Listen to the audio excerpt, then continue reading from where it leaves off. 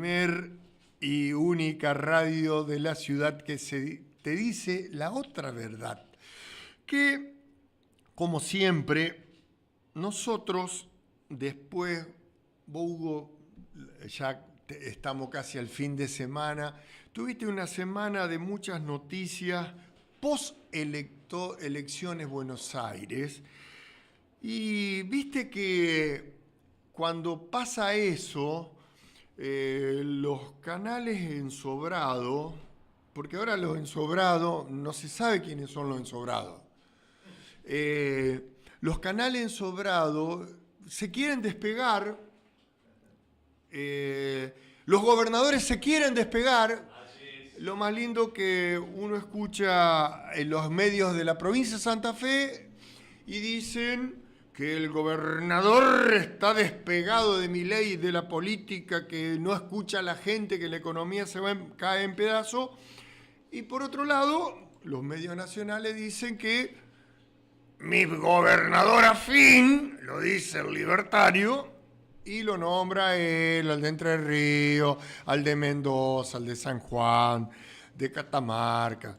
Entonces, a ver, ¿en qué quedamos? ¿en qué quedamos? Ahora, anoche hubo otra implosión en La Libertad Avanza porque el asesor de imagen y de redes de Milei y de Spanuolo dijo que lo que Spanuolo dijo es toda verdad. Y como se le rompió el pañal a Milei, salpicó ahora a la Maru, a Heidi, o Lady, como le quieran llamar, Vidal, porque aparece la suizo-argentina con contratos millonarios que la beneficiaron en su gobierno. A ver, y nosotros acá debatiendo, ¿cómo era eso de la flotación libre del dólar, Hugo, que hablamos un tiempo atrás? Bien, ¿qué pasó con el 1400? Ya lo pasamos, ya lo pasamos. ¿Viste como esos pueblos que dicen bienvenido y el mismo cartel del otro lado, buen viaje? Buen viaje, estamos en la misma con la flotación del dólar. Sí. Pero ojo, que todo lo que vamos a hablar hoy es con el consenso y la aprobación explícita del FMI. Todo lo que está haciendo Milei, el equipo económico y todos los ministros y todo lo que ustedes están resolviendo hoy, porque ya no hay psiquiatra, no hay psicólogo, no hay médico, porque la quetiapina que consume es algo inaudito, que lo diagnostique. Entonces, los que deciden por él es el FMI. ¿Y cuál fue la reacción automática del FMI después que salió? Porque era un empate técnico, ¿no? Pero del técnico del 2 al 4 al 14, estamos hablando de millones de votos. Sí, señor. ¿No? Y no sé si te diste cuenta que Cárcelo Bala, que lo conocen acá en la zona, ¿no? Muy conocido acá, particularmente en el departamento San Cristóbal, ya no lo quieren en el escenario. Ya ni el domingo a la noche lo dejaron subir, ni tampoco quiere que salga con ello. A ver, ¿cómo es esto? Es como cuando vos haces la prueba del carnet que te van poniendo las letras y van probando a ver la aceptación que tiene cada uno de los candidatos, porque ahora octubre estamos acá nomás, ahora empieza la campaña. Entonces, viene acá la cuestión de algo muy importante, porque ¿te acordás cuando estaba el gobierno popular de Alberto y con todo lo de la foto, de esto, del otro? La irritación general de la gente era ¡ay! Y nosotros encerrados. Bueno, ahora no estás encerrado, estás libre, pero no hay salud, no hay educación, no hay seguridad. Pero el FMI está chochísimo de las medidas que toma Milei. Eso lo dijo Juliette Cossack, que es la directora de comunicación del FMI, y fue informada, mejor dicho, el equipo técnico, Kristalina Georgieva y todos los que conforman el FMI, fue informado de que está interviniendo con la reserva el dólar y aún así está a 1.420 con la intervención y está esperando ahora que en octubre, cuando se haga el encuentro en Washington... En este momento, 1.450 el dólar Banco Nación. Bueno, 1.450. Entonces, ahora está esperando que el Rostar vaya y viaje allá en octubre para que se junte con el equipo del FMI. ¿Y se acuerdan cuando le decían que no había que emitir?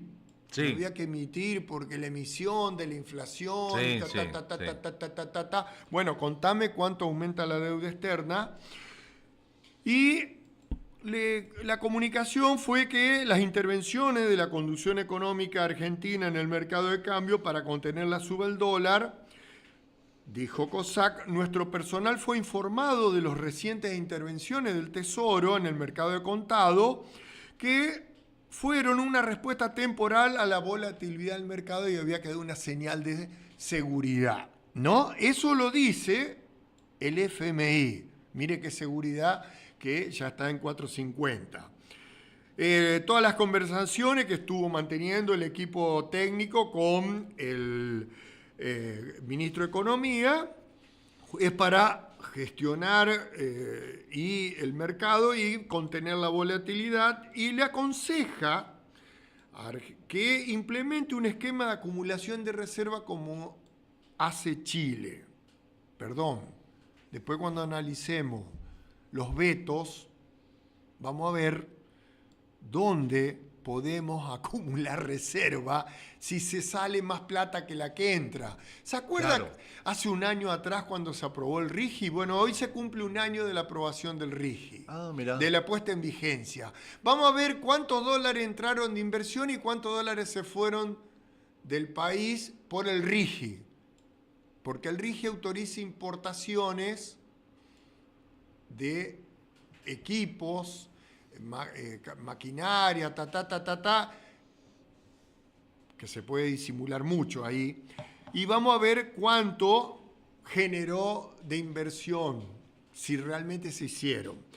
Otra de la situación... no llegó nada, ¿no? A San Justo no llegó nada, ¿no? No sé, vos sabés que me llamó poderosamente la atención de que todavía no, la luz al final del túnel, ¿te acordás que nos decían? Sí, bueno, sí, ahora sí. No sé qué va a hacer.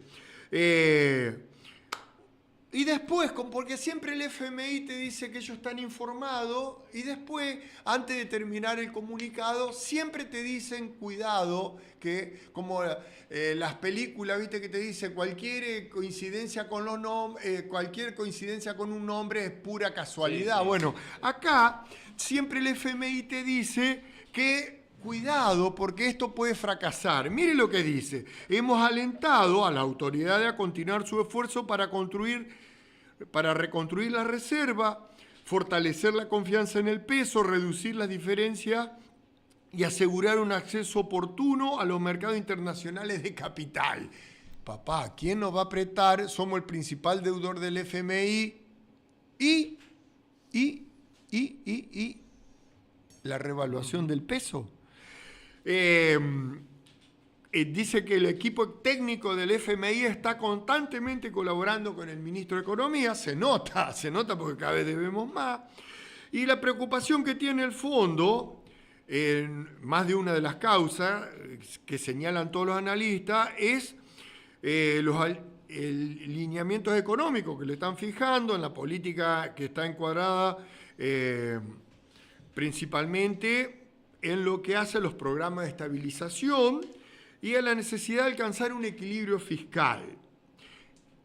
Pero no podemos obviar de que el foco está puesto que somos el principal deudor del Fondo Monetario.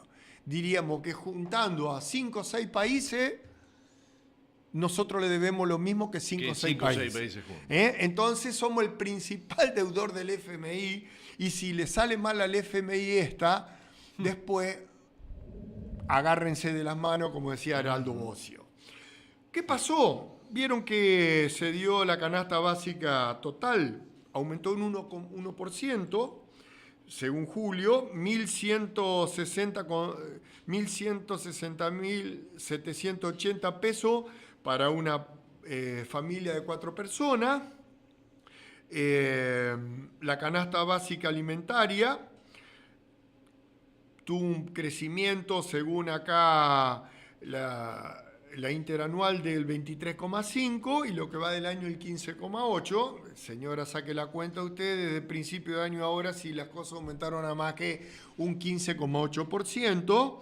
Esta medición que hace en un hogar que son 3 personas, la canasta se necesitó 924.160 para la básica y la alimentaria 414,402. Es decir que, a ver, ¿qué es la canasta básica alimentaria? Vamos a poner siempre en claro las cosas acá.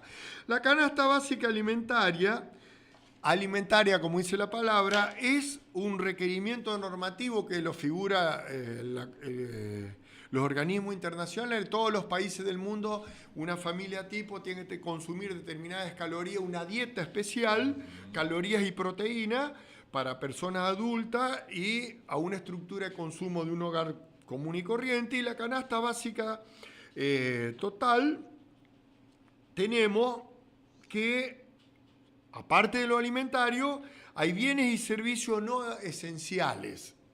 En lo no esenciales, acá no figuran los alquileres. Mejor dicho, figuran tergiversados los alquileres porque dice que en la medición es el 7% de la canasta básica total. Y sabemos muy bien que un alquiler está mucho por encima de un 7%, ¿no?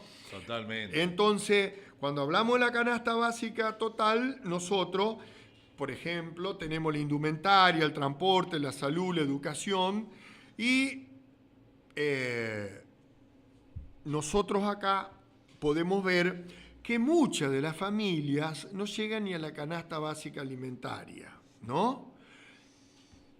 Con este datito mejor dicho, lo que pasó el domingo, porque un enano ruso comunista le sacó 14 puntos a la transparencia, la honestidad de la jefa Karina Milei y todo el entorno coimero con el ADN de los Menem.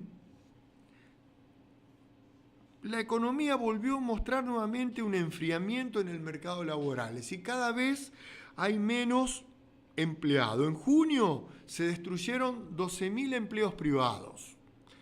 La peor caída desde el 2024. El crecimiento del empleo público y de los monotributistas apenas compensan la baja de los trabajadores registrados. El mercado laboral argentino mostró en junio un nuevo signo de debilidad en el sector privado, lo dice el Ministerio de Capital Humano, según los datos del CIPA. No lo decimos, no lo dice la 96.9, ni ninguno que no tiene nada que ver con el gobierno. Destruyeron 12.000 empleos, dice el Ministerio de Capital Humano, en la actividad privada, y la caída del empleo privado fue parcialmente compensada por la incorporación de 7.000 trabajadores en el sector público. ¿Cómo? No era que estaban sacando empleados, estos son los ñoquis, ¿no? Aumentó un 0,2% de empleados públicos y un crecimiento en los monotributistas, 12.500 nuevos monotributistas. Estos eran empleados registrados que ahora pasan a ser monotributistas. Todo esto hay que tener en cuenta que todavía el círculo rojo está esperando la reforma laboral, porque este número que estoy diciendo acá va a ser multiplicado. A pesar de esta mejora, el total de personas con trabajo registrado apenas avanzó 4.100 trabajadores y alcanzaron 12.900.000 ocupados formales, según los institutos de estudio y formación de la CTA Autónoma. el investigador Luis Campos, dijo que en junio el sector privado registrado tuvo la peor caída mensual desde el primer trimestre del 2024. Desde noviembre del 2023, la caída acumulada es de 190.000 asalariados formales, ¿no? Y los monotributistas no paran de subir. ¿Cuáles son las ramas o actividades que están perdiendo empleados? La pesca menos 4,9, minas y cantera menos 1,1, transporte y comunicaciones menos 0,6, servicios comunitarios menos 0,4. Los únicos que avanzaron son enseñanza y salud con un leve aumento. Las provincias más afectadas, de las 18 provincias registran las bajas. Chubut tiene menos 3,5, La Rioja menos 1,8, Salta menos 0,8, que son las más golpeadas. San Juan y Formosa tienen una suba del 0,4, ¿no? Entonces, todo esto, ¿se acuerdan cuando hicieron el DNU 70? Que iban a llover inversiones, que iban a pasar esto. ¿Se acuerdan? Sí, señor. Bien.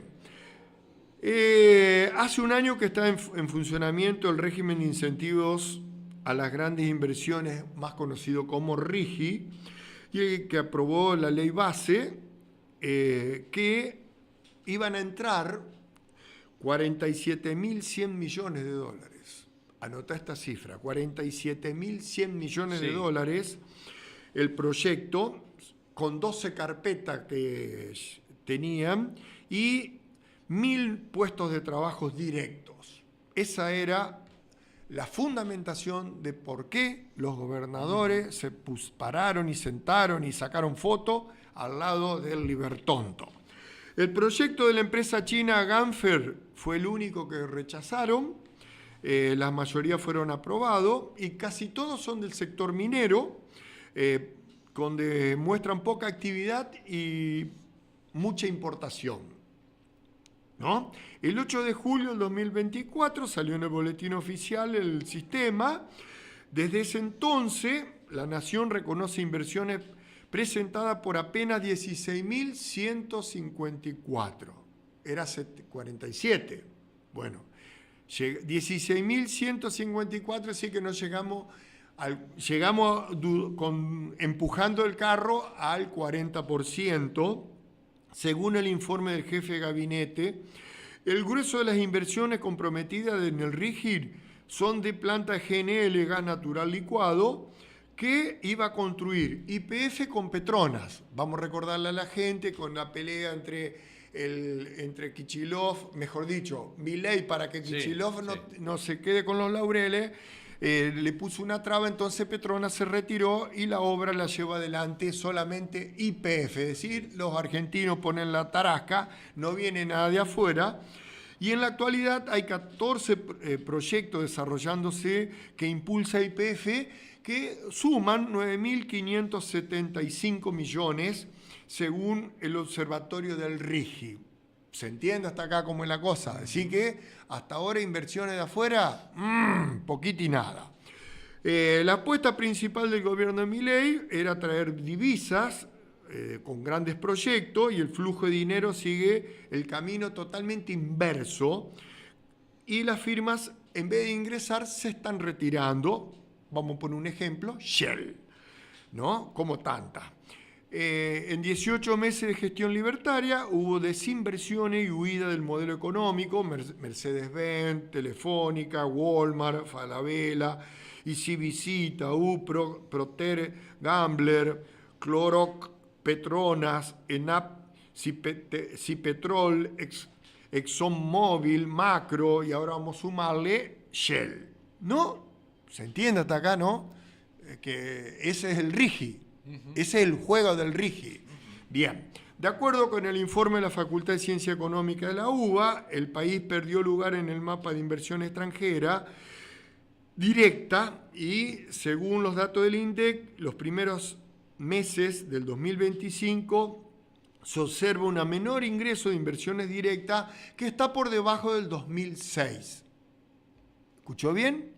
19 años para atrás, vamos a decirlo en criollo. 19 años para atrás en inversiones directas. Está por debajo con el RIGI, con todas las facilidades que le da. Sí. ¿Se entiende? Bien. Porque después uno dice, no, ustedes son unos charlatanes. No.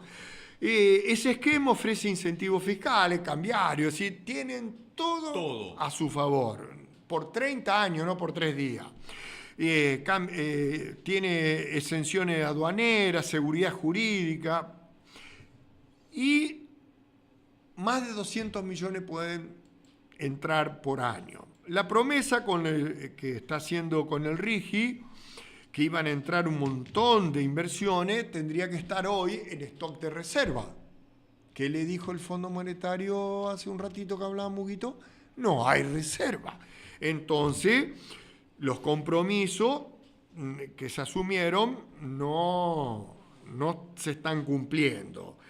Se registran solamente inversiones en maquinarias e insumos. Los proyectos que registraron importaciones son 3 nada más.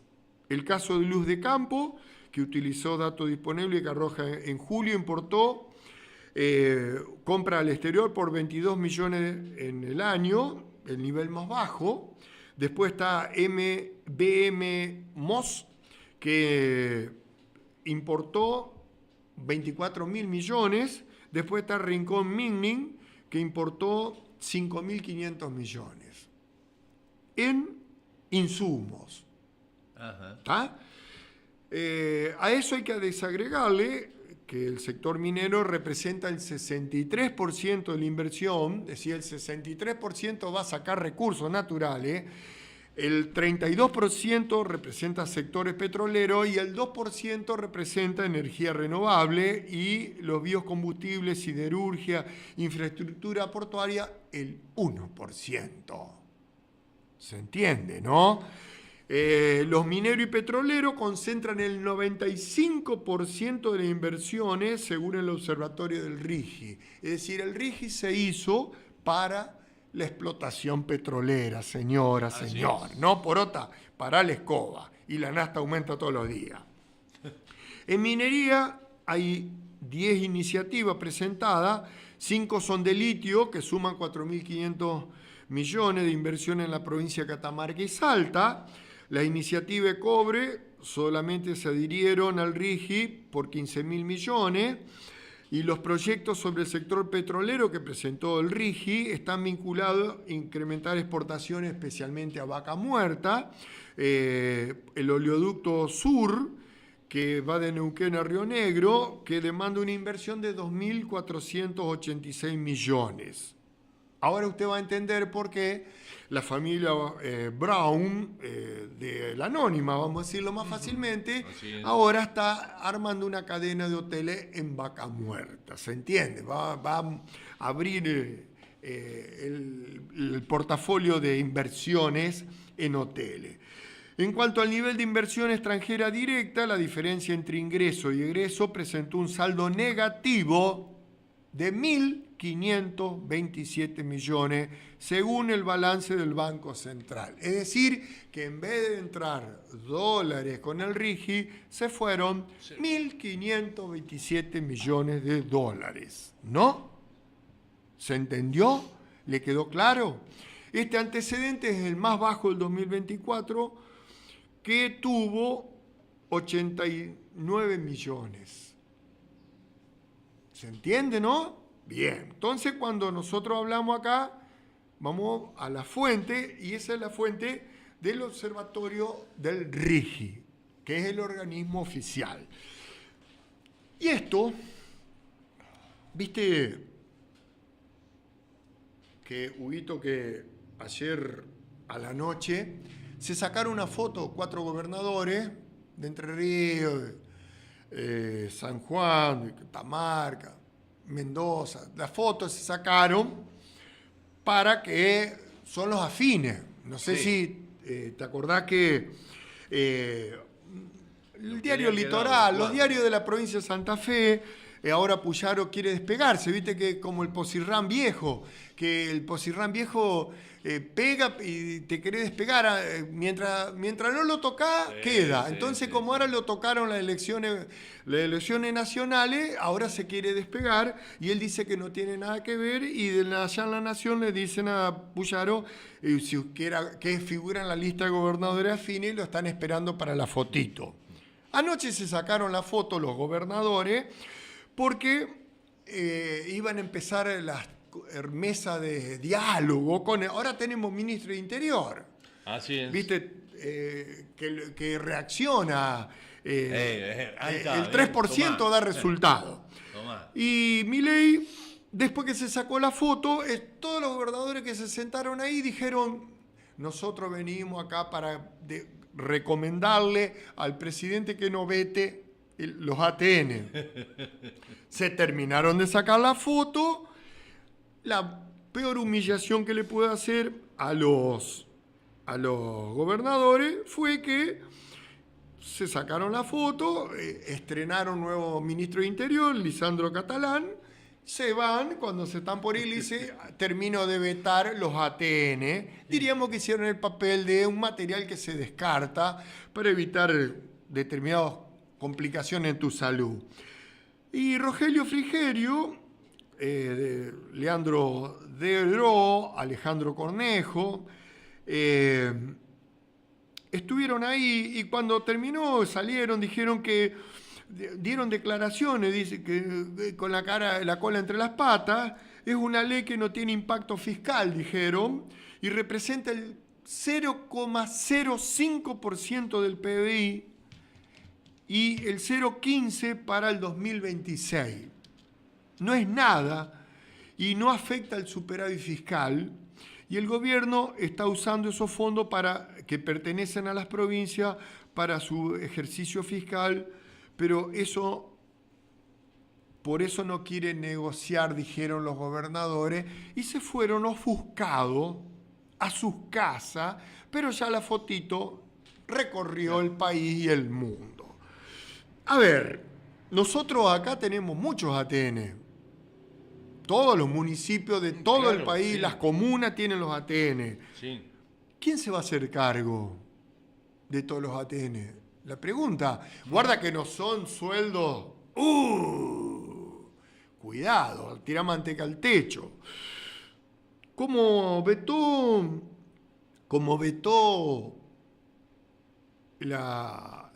el financiamiento del Garrahan y las universidades, y casualidad lo hizo justo el Día del Maestro, ¿no?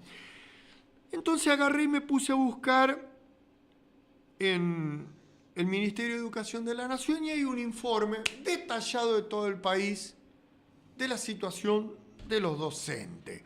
Y vamos a empezar a desandarlo, porque acá nosotros nos comemos la mague, como cuando el Diego estaba en su mejor estado físico y quedábamos todos mirando, ¿y qué va a hacer? Bueno, ahora Puyaro no es Diego Maradona, primero y principal, porque no tiene habilidad ni para jugar con tierra.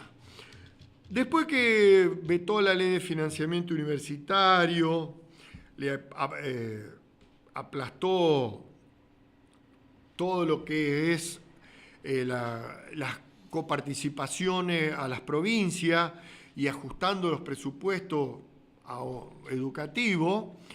Ayer el Día del Maestro quedó marcado con el veto del presidente, con la ley del financiamiento universitario, que implica una mejora de los salarios de los docentes y no docentes. Para eso hay que repasar la situación de los docentes a partir del 2023 a esta parte, de todos los niveles. No vamos a arrancar del nivel primario, secundario y universitario. En febrero de este año, la Secretaría de Educación de la Nación fijó el salario mínimo docente para cargo de maestro de grado común con jornada simple, sin antigüedad, es decir, cuando recién arranca, en 500.000 pesos. Y como no hubo paritaria, no se actualizó. En el mismo periodo, para no ser pobre, el INDEC fijó que una familia tipo necesitaba 1.057.923 pesos. Es decir, la maestra tenía que trabajar 2 días, como diría, ¿te acordás cómo decía el niño Herminio? 25 horas. Bueno, Sí, el día, las 24 horas del día y la noche claro, también. también Sí. la noche también, exactamente. Acá tiene que trabajar el doble y todavía no le alcanza. Y la canasta básica de indigencia en 468.108 pesos. Es decir, que el maestro, ya arrancando, era un indigente. Entonces, ¿qué es lo mejor que hay que hacer? Ir a los especialistas, porque viste que cuando vos tenés un dolor, si va del curandero, te dice que es tal cosa, pero después va al médico con toda la ciencia y todo y te dice, no, nada que ver lo que vos me estás diciendo. Romina De Luca, investigadora del CONICET y coordinadora del área de educación de los Centros de Estudio de Investigación en Ciencias Sociales, trabajó con los datos de los salarios de los docentes. En la provincia de Buenos Aires, en febrero el salario docente se ubicaba en 591.762,55 para la jornada simple sin antigüedad y para la jornada doble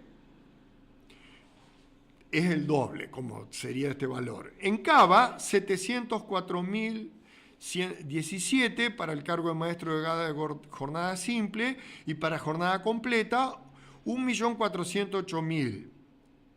¿No?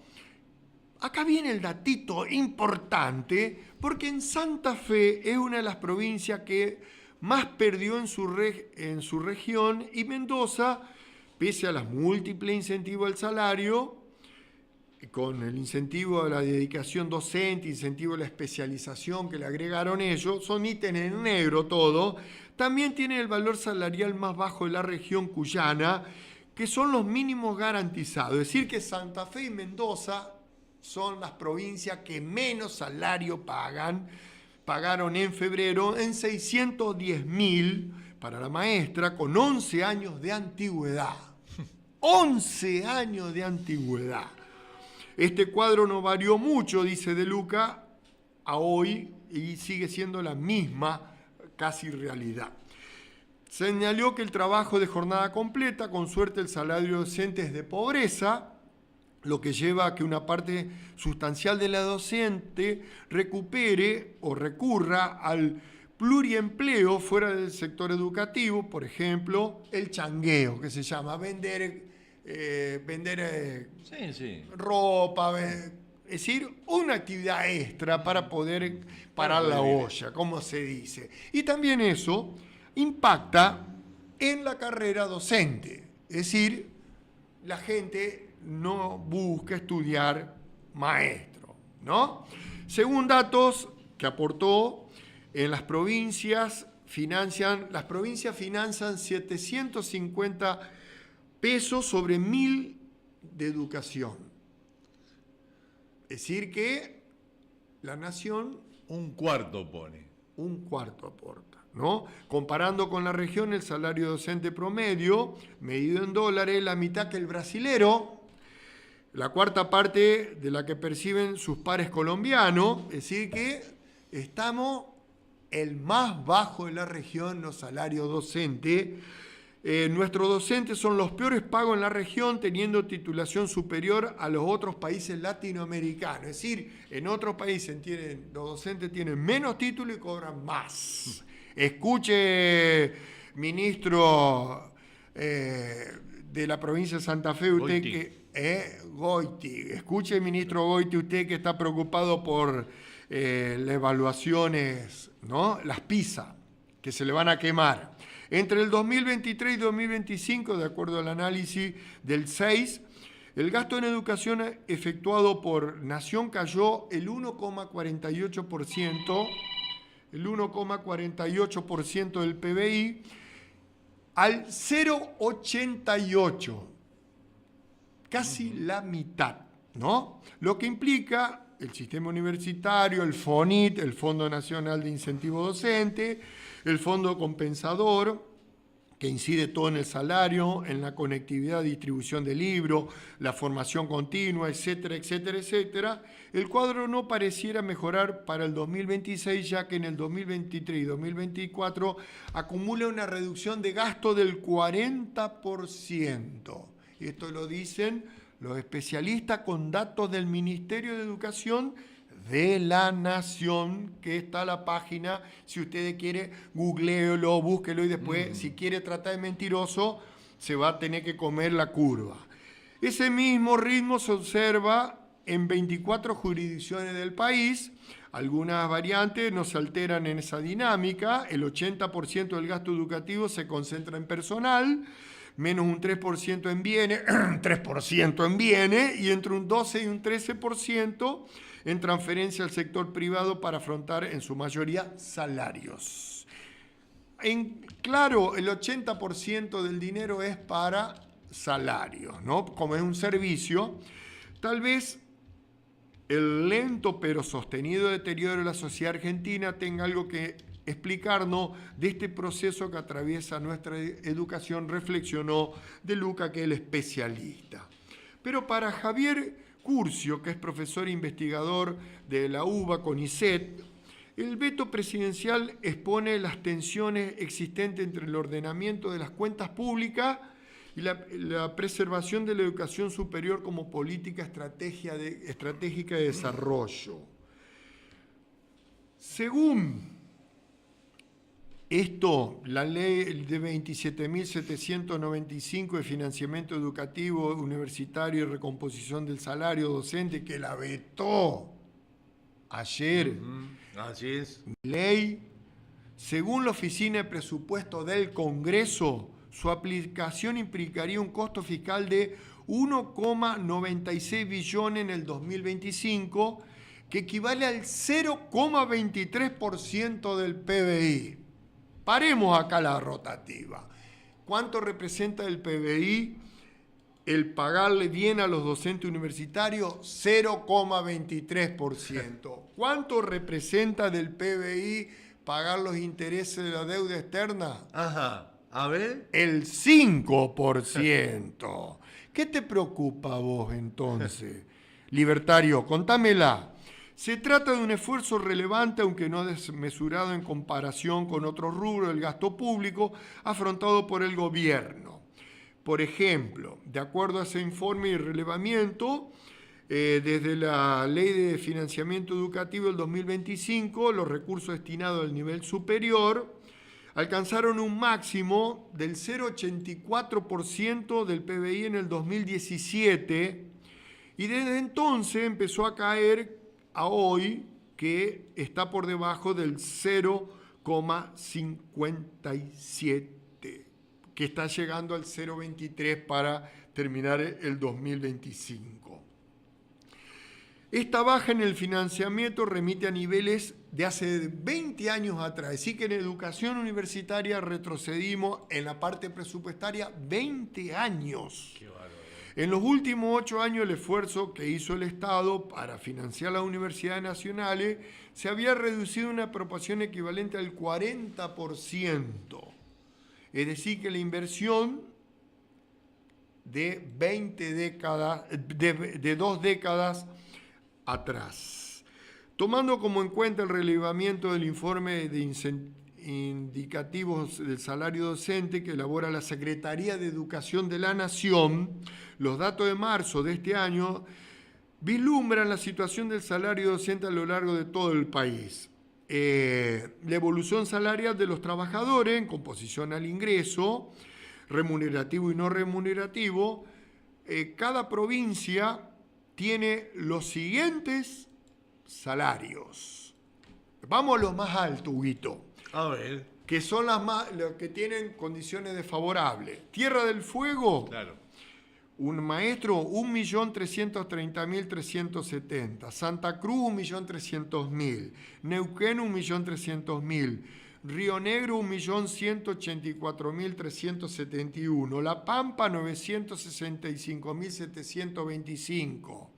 Ahora vamos al otro extremo, los más bajos, Catamarca 663.920, San Juan 731.254, Misiones 740.000, Entre Ríos 852.000, Corrientes 852.000 y los salarios que la jurisdicción que mostraron mayor recomposición salarial.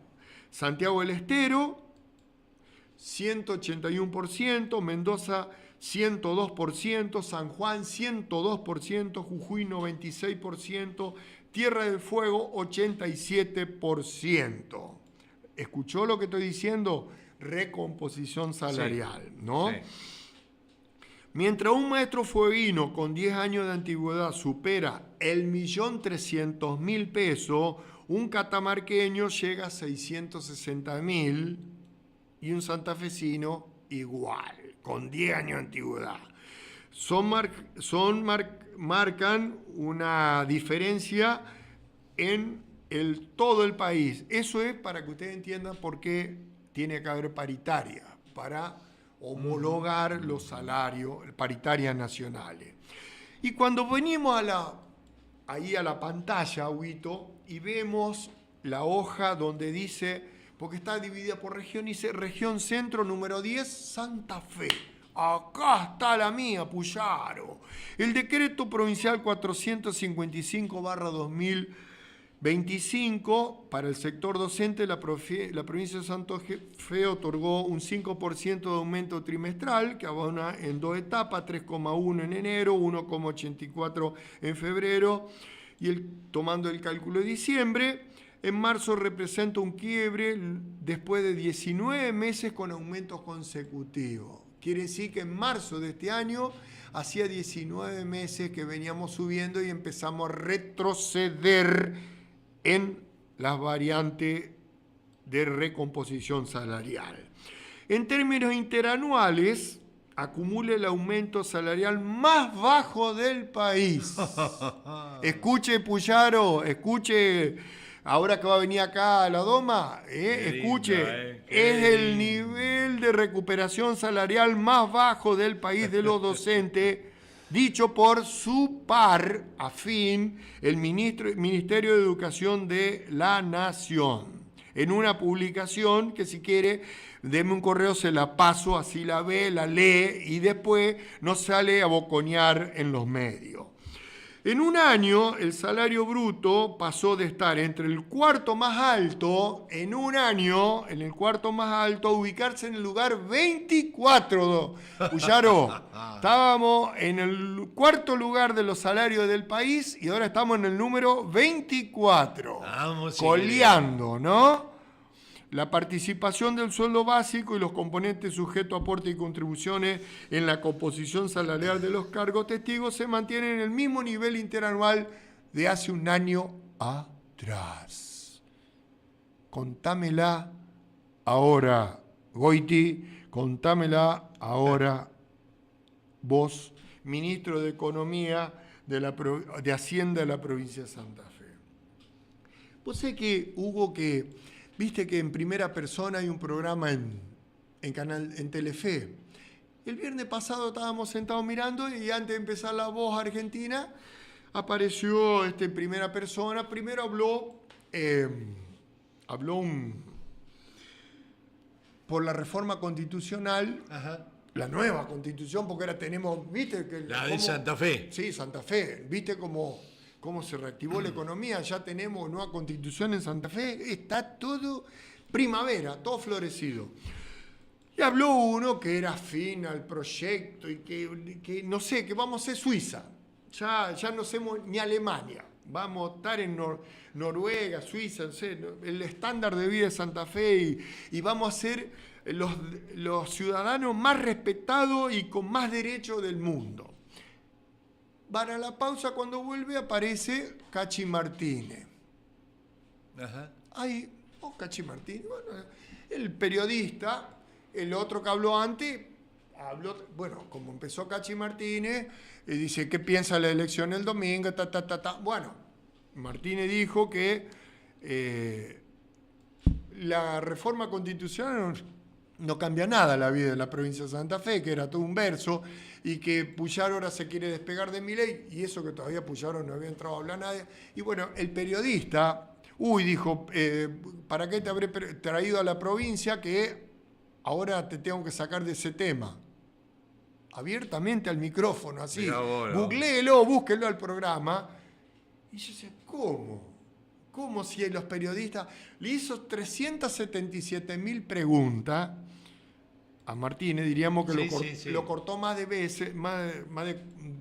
veces que el otro, y le explicó todos los pormenores de por qué no estaba de acuerdo con la nueva Constitución. Nosotros acá vamos a tener nuestra propia Carta Magna. ¿Cuántos actos vamos a hacer, no? Ahora que empezamos octubre y va a haber campaña. Pero acá hay algo que movilizó a la gente y salimos con la bandera enroscada y tocamos bocina y cómo el Estado se va a meter con lo nuestro, que lo nuestro. Bueno, la disputa para el control de Vicentín, según la agencia Bloomberg, se espera la presentación de diferentes ofertas de reestructura en deuda de 1.300 millones de dólares. Hay varios interesados bajo el control de la compañía, como se llama el Carry Drown, para la ley de quiebra, que significa que uno más acreedores de la empresa en concurso hagan una oferta de reestructuración del pago de la deuda y así se aceptan la mayoría, toman el control de la empresa.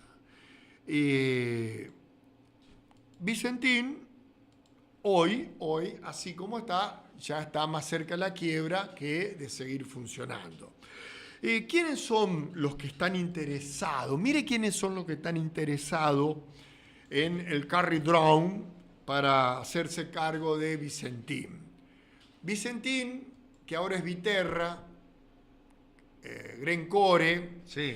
Googleé y fíjese qué transparente que es tanto Viterra como Glencore. Uno como el otro. En el mundo. Una bolsa de papa acá en la verdulería tiene menos tierra. ¿Quiénes se han manifestado interesados en liderar el proceso de Crown? Bunge, BOR, Molinos Agro, Lord Dreyfus, asociado, y en las últimas horas el grupo Grassi, a través de la empresa del Commodity Sociedad Anónima, que es acreedora de Vicentín, que está en contacto con la norteamericana Cargill para el diseño de una oferta conjunta de reestructuración. Y así entrar en la propuesta. A ver, todo lo que hemos hablado acá, todo lo que nosotros hemos hablado acá, empezando por los vetos, siguiendo por los salarios docentes, siguiendo por la canasta, siguiendo por el endeudamiento, que es el zapato que nos pisa la cabeza. Todo esto es la línea de trabajo que le trazó el FMI a Milei. ¿Cuál de esas empresas que yo nombré ahí, no tiene capitales norteamericanos? A ver, dígame, ¿cuál de esas empresas que yo nombré? Entonces, hay un claro significado de la intervención y el control norteamericano sobre nuestro país extremo. Vamos a un ejemplo muy evidente. La justicia de Brasil condenó por golpista a Bolsonaro 27 años. ¿Qué dijo el embajador norteamericano y qué dijo Trump? Que está totalmente de desacuerdo. ¿Cómo? ¿No se defienden los derechos humanos, la democracia? Entonces, la democracia es una cosa si ellos no meten la mano. Claro. Y si la democracia, a ver, ¿se entiende o no se entiende? Si es cuestión de narcotráfico, si en Estados Unidos, como dijo el compañero acá, Patricio, si en Estados Unidos no pasa nada, pero si en América Latina, es un problema, hay que intervenir. Entonces, fíjense que la pesca es lo que más retrocedió. ¿Quién está pescando en este momento? Todos los RIGI que vinieron es para minería y petróleo. y esos recursos no queda ninguno en el país. Todas las regalías se las llevan. ¿Y con qué vamos a pagar la deuda externa? Porque ahora vence la deuda externa. Entonces, esta mesa que está citando, ya que la vicegobernadora de Santa Fe dijo que era una mesa de sordos, ¿y cómo hizo aprobarle el RIG y todo? ¿Ahora es una mesa de sordos? Ahora, claro. Antes, ¿cómo se expresaban? ¿Por seña? Que se mandaban cartas. No sé, que me explique cómo era, si ahora se dio cuenta que era una mesa de sordo. Entonces, a ver, ya pasó el tiempo de campaña, de discurso barato, de mensaje de las fuerzas del cielo, esos mensajes, ay, sí, hay que aguantar. No, aguantar no. Hay mucha gente que todo el día pierde su trabajo. Antes de ayer estaba mirando un video, TKM, acá nomás en el sur de Santa Fe, una fábrica de repuesto de moto para una marca internacional. 50 trabajadores fueron el 1 de agosto a trabajar. No apareció ni patrón, nadie, toda la casa. 50 por 4, 200 personas. A ver, contámela. ¿Cómo se recupera esto? ¿Cómo se recupera? Yo quiero que alguien me diga cómo se recupera. Porque el mensaje de odio, ahora no le puedo decir porque los cuca. Perdón, a ver, ahora apareció Vidal, ahora apareció Menem con Osprera, un enjuague ahí, la obra social de los peones rurales, ahora apareció... ¿Cómo es eso? A ver... ¿Cómo era el discurso? Pasemos limpio, busquemos los archivos. ¿Cómo era el discurso? ¿Qué era? ¿Cuál era la nueva política? Sacan los ATN, que es el mínimo ingreso que pueden tener en un pueblito allá perdido donde nadie va a ir a invertir nada. Díganmelo, cuéntemelo usted. A ver, porque el país se saca con debate, no con gritos e insultos, con debate. Contámelo. ¿Con qué va a juntar esos recursos? ¿Cuánto van a ajustar los impuestos el año que viene en la provincia de Santa Fe para cubrir todo eso que no se va a coparticipar porque ahora va a vetar el impuesto a los combustibles? Y vos te quejás por los pozos de la Ruta 11. Contámelo. Explícamelo en pocas palabras. No es mucha, en pocas nomás. Porque no hay mucho que pensar. 1 más 1 es 2. Acá en la China y bajo el agua. Mientras te están diciendo que están haciendo las cosas bien. ¿Bien para quién? Piénselo. El próximo jueves lo debatimos. Hasta el próximo jueves, Carlito. Hasta el jueves.